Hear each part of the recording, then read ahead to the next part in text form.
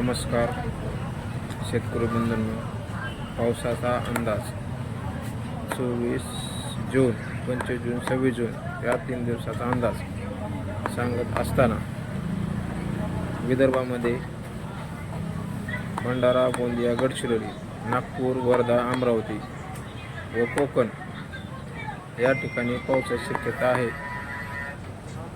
50 ते 60% पाऊस पडण्याची शक्यता आहे.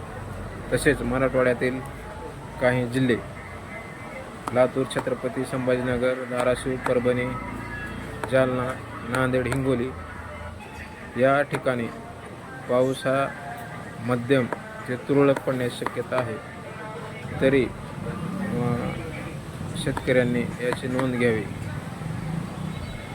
तापमान पुढील 3 दिवस 27 डिग्री सेल्सिअस असेल आणि वाऱ्याचा वेग हा 15 ते 30 किलोमीटर पर तास वेग आहे आणि पावसाची शक्यता आहे 50 ते 60% आहे पुढील 3 दिवस. धन्यवाद.